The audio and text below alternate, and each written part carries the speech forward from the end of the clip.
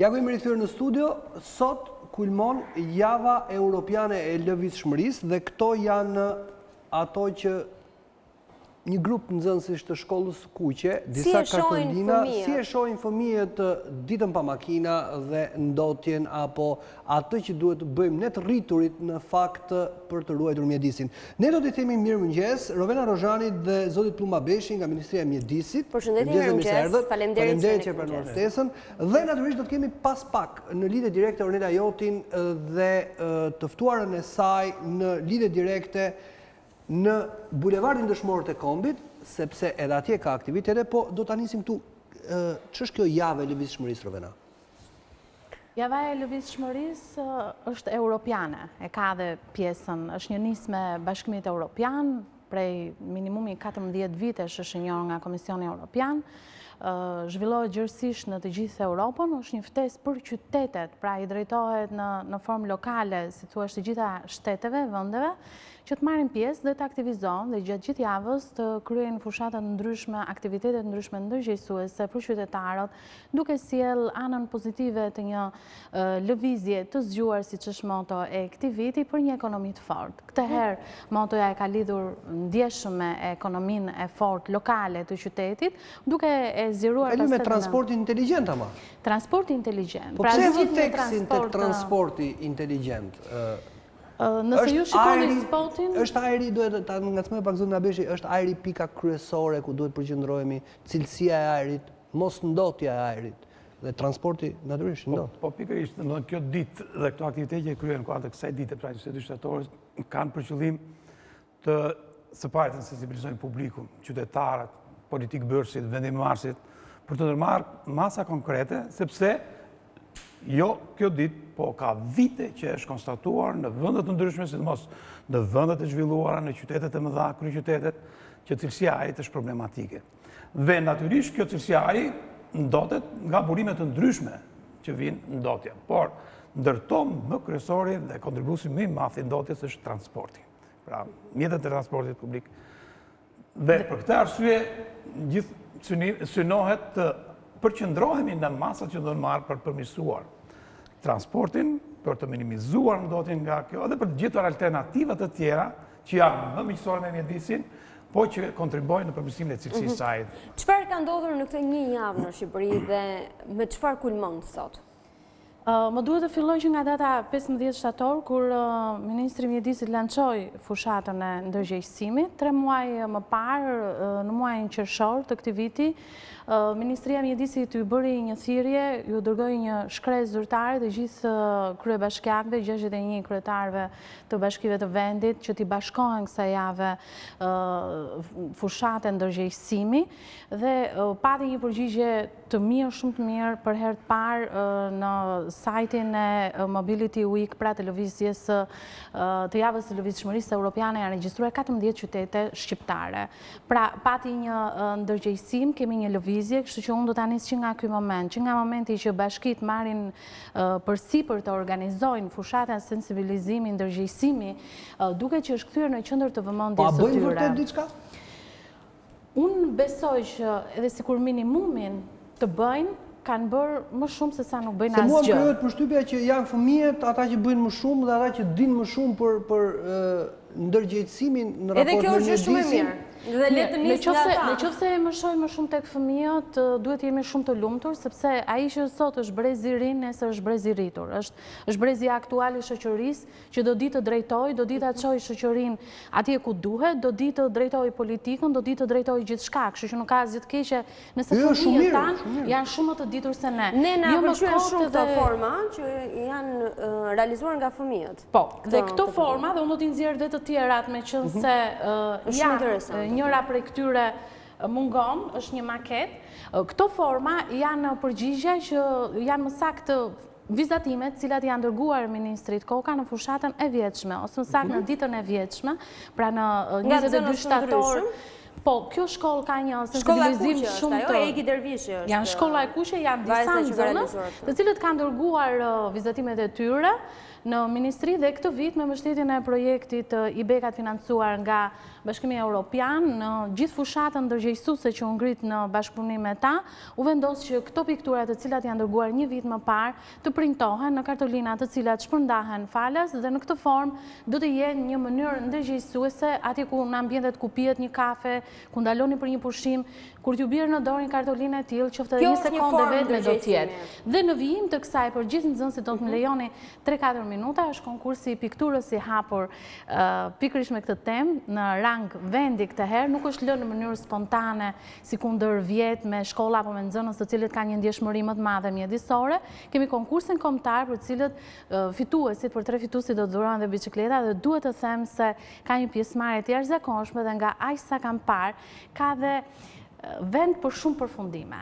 Sa din fëmijët konkretisht për këtë javë, sa din konkretisht për këtë ditë, sa din për ndotjen e ajrit dhe si i perceptojnë ato dhe problematikat e tjera mjedisore. Kështu që ka shumë vend për të punuar me brezin e ri. Dhe ne do ta vazhdojmë këtë pjesë, edhe pse mund të duket sikur fjala është e fundit, por fjala do të mbetet e para.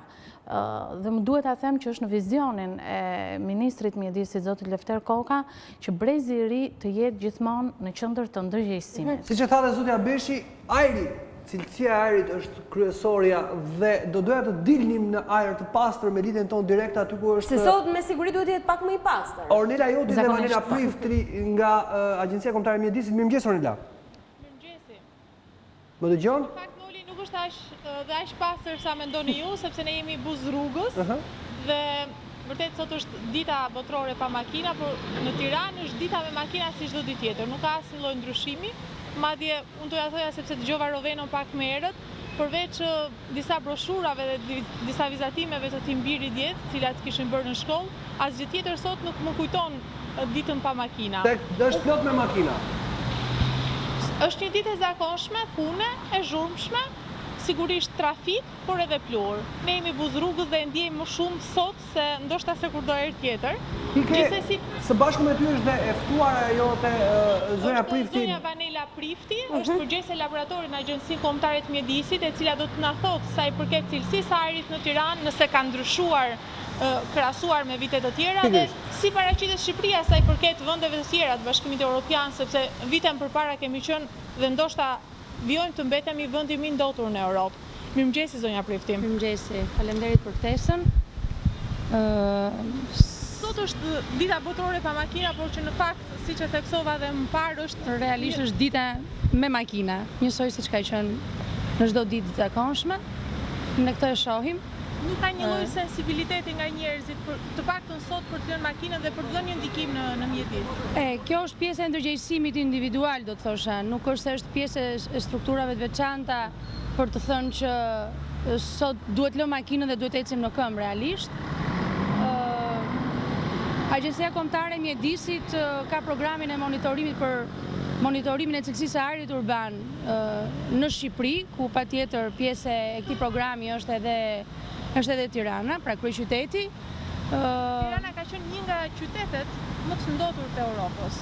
Si jemi sot? Si jemi sot? Realisht po t'i referohemi të dhënave 2016 me 2015, do të thosha që Tirana ka një përmirësim rreth 15% përkundrejt cilësisë së ajrit. Jemi më mirë, pra kemi përmirësim. Vazhdojmë të jemi mbi normat e BE-s, por krahasuar me vlerat e 2015-s kemi një përmirësim prej 15%. Çfarë ka ndodhur në Tiranë që është përmirësuar cilësia e ajrit? Sepse në përditshmëri duket sikur është shtuar trafiku, lëvizjet, biçikletat, edhe pse bëhet një propagandë, nuk kanë aq akses për të lëvizur në rrugë. Nuk kanë akses sepse ndoshta biçikletat duan patjetër vendin e vet dhe ne e pam këtu se sa rrezikshme ishte që të futeshe mes makinave me biçikleta. Bashkia ka bërë punën e vet. Një nga pikat e monitorimit është në Agjencinë Kombëtare të Mjedisit, e cila është sipër afër liçenit artificial. Realisht aty është punuar, janë rregulluar trotuaret, është rregulluar infrastruktura e rrugëve, janë shtuar pemët. Dhe kjo është e ka dhënë ndjeshmërinë. Që mund të tregoj që ajri është më i pasur sepse janë kodrat e liçenit dhe mund të jenë kodrat e liçenit, por monitorimi bëhet është stacion trafiku, është shumë afër është buzrruge, Gjithsesi, ndjeshmëria e punimeve dhe infrastruktura e rrugës, patjetër është në mushkëria e qytetit kodrat e liçenit dhe parku i liçenit artificial, po në qytet, në qendër, aty ku ndodheni ju, a ka një përmirësim? Tek 21-shi që ka qenë një tjetër pikë që ishte tek pika më e frikshme. Vazhdon të jetë zona me ndotur në Tiranë? Realisht është bërë një ekspedit monitoruese, pra nuk është se ka patur një monitorim, po themi, të vazhdueshëm, por në ekspeditë monitoruese që ne kemi realizuar tek 21-shi, vazhdon të jetë mbi normat të BE-s, është zonë trafiku. Ne e dim të gjithë që 21-shi ka një trafik goxha të rënduar dhe ne e dim që një nga faktorët kryesor në cilësinë e ajrit është trafiku. Po ta krahasoj me qendrën. Edhe qendra ka shumë trafik, tashmë fillojnë edhe punimet, mund të bëjmë një lloj krahasimi kush është më ndotur? Ato krahasim ne nuk mund ta themi dot, sepse realisht nuk është se kemi një stacion monitorimi dhe të flasim për një krahasim. Dim të themi se nëse sa e ndotur është qendra e Tiranës? Nuk, ne stacionet e monitorimit e kemi një tek Agjencia Kombëtare e Mjedisit dhe një e kemi tek ATSH-ja, e cila është Godina e Re e Ministrisë Mjedisit, që deri dje ka qenë tek rruga e Dushtit, që po ashtu edhe ajo vazhdonte të ishte mbi normat e BE-s, sepse ishte zonë trafiku. Është zonë trafiku. Stacioni që ne kemi tek ekspedita monitoruese që kemi bërë tek ish Drejtoria e Shëndetit Publik tek rruga Elbasanit, e reflekton dukshëm që cilësia e ajrit është më e mirë për efekt sepse kemi stacionin larg trafikut dhe Noli, nuk e di nëse keni ndonjë pyetje? Ne të falenderojmë për këtë lidhje direkte dhe shpresojmë që paktën vitin tjetër të keni një lloj ndërgjegjësimi më të madh. Më dha një shihet keq fakti që qytetarët nuk ishin reaguar ndaj mesazheve që janë dhënë. Ndoshta duan vetëm me detyrim që të bllokojmë rrugët dhe atëherë ta kuptojmë që duhet hecim edhe në këngë të paktën një ditë të vitit. Unë besoj që ndoshta detyrimi nuk do të ishte forma e duhur. Janë mbyllur vitet shkuara rrugët, kanë ecur në këmbë, mos harroni që kush ka dashur ta marrë makinën ka krijuar një kaos, një trafik dhe një ndotje në një zonë tjetër dhe jo thjesht në atë zonë ku është ndaluar, pra ndotja ka mbetur. Thelbi më i mirë sigurisht në këto kushte, më e shpejta është ndërgjegjësimi dhe njerëzit duhet mendojnë dhe të kujtojnë që kur kanë një ditë pa makina dhe rezultate dalin me një ajër të pastër, atëherë qoftë edhe minimumi një rrugë të vetme, po ta bëjnë me një mënyrë tjetër, po thonë transporti zgjuar, thotë Evropa, nëse do ta bëjnë në një mënyrë të vetëm, do të minimizojnë pak pëmëdhjetën apo element të tjerë specifik që i din ekspertët. Ndoshta duhet ketë edhe një infrastrukturë disi më të mirë transporti publik, një infrastrukturë për sa i përket bicikletave, por duhet të themi, është java evropiane e lëvizshmërisë, dhe kur është evropiane, ky problem ekziston dhe në Evropë. Pastaj vendet të zhvilluara që kanë transport publik të zhvilluar, që kanë infrastrukturë të zhvilluar, që kanë ekonomi të zhvilluar, sigurisht janë më të përparuar se sa ne. Pjesa vjen tek ne, pjesa me vështirë në lidhje me mjedisin është ndërgjegjësimi i njerëzve. Jeta sedentare që vazhdojnë të bëjnë shqiptarët. Ju më thoni që nuk mund të shkoni pa makinë në punë. Unë ju them që minimumi jashtë këtij kufirit të Republikës son, njerëzit mund ta kenë punën 2 orë larg dhe udhëtojnë 1 orë e gjysmë, 2 orë, 3 orë me makinë në shi, në borë për të shkuar në punë. Pra, ne kemi një Tiranë relativisht të vogël në sipërfaqe për ta përshkuar me makinë me të patjetër. Okej, me bicikletat mund mos i ndërtuar gjitha korsit, ka problematika, vendi është në zhvillim, jo vetëm Tirana, po dhe bashkitë të tjera. Por, a nuk mundemi ta shohim 20 minuta mund të jetë nga një periferi deri në qendër të Tiranës, nuk po themi periferinë përtej vijës së verdh, sigurisht që dhe aty popullata është shtuar dhe ndoshta është më e vështirë të lëvizet pa makina. Jam e ndërgjegjshme për këtë pjesë, por përgjithsisht ne jemi akoma në një mentalitet të gabuar dhe prandaj më shohim fort te kjo pjesë. Prandaj themi gjithmonë krahas politikës, strategjisë kombëtare të ajrit dhe shumë për afrimin të direktivave pafund që bëhen me Bashkimin Evropian, më shohim fort tek mendësia jonë. Është e shëndetshme, është ekonomike, pastaj gjërat e tjera secili mund t'i llogarisë me vete. Ne i miratojmë, i hartojmë, i firmosim, i ratifikojmë strategjitë dhe marrëveshjet me Bashkimin Evropian. I zbatojmë konkretisht? Natyrisht, këto janë dokumenta që të rëndësishëm dhe nuk mund të shmanget, se pavarësisht nga kjo, këto janë një ditë ose një javë sensibilizim është dhe synon me shumë të sensibilizoj publikun, por për arritjen objektivave kombëtar që lidhen me mbrojtjen e cilësisë së ajrit parë dhe në rast kur kemi ajrit të ndotur, përmirësimin e cilësisë së ajrit kërkohen patjetër të merren masa konkrete dhe të cilat realizohen përmjet programeve dhe planeve të caktuara, kombëtare, rajonale dhe lokale. Kështu që pavarësisht ato absolutisht janë të domosdoshme, por nëse ato nuk zbatohen, natyrisht nuk do kishin dhe vlerën për cilën janë hartuar dhe Shqipëria si vend, i cili është në kuadër të procesit të stabilizimit dhe antarësimit në Bashkimin Evropian, natyrisht i gjithë ka krijuar një kuadër ligjor kombëtar, i cili është i përafruar me direktivat e Bashkimit Evropian. Kështu që në fushën e cilësisë së ajrit ne kemi një kuadër të plot ligjor, pra kemi një ligj kombëtar, ligj për mbrojtjen e cilësisë së ajrit në zbatim të cilit kanë dalë disa akte të tjera në ligjore. Dhe ky ligj parashikon të gjitha masat që duhen marrë dhe detyrimet që kanë institucionet, politikë bërëse, vendim marrëse, në nivel kombëtar, në nivel lokal, deri në nivel të bashkive që janë autoritetet vendore përgjegjëse edhe për aksionet ose nisma që duhen marrë për përmirësimin e cilësisë së ajrit. Përveç kësaj ne kemi edhe një strategji kombëtare. Përveç strategjisë kombëtare për mjedisin, është dhe strategjia kombëtare për mbrojtjen e cilësisë së ajrit. Pra, është një dokument strategjik i cili parashikon edhe ky masat konkrete që duhen ndërmarrë për të përmirësuar cilësinë e ajrit. Dhe ajo që ne sot diskutojmë, ditën pa makina, është pikërisht sepse pjesë e kësaj strategjie dhe masa që duhen marrë, lidhen kryesisht me sektorin e transportit. Shqipëria ne kemi rreth 350.000 makina që qarkullojnë. Ndërkohë, inventari është rreth 400.000. Por, po të shikosh të analizosh këtë strukturë të këtyre mjeteve të transportit, ato përgjithsisht janë të mosh dominojnë makinat e vjetra me mosh 15, 16, 18 vjeçare. Natyrisht një mjet i tillë i amortizuar ka dhe një shkarkim të madh. Edhe autobuset e transportit që kemi nuk është se kemi më të mirë.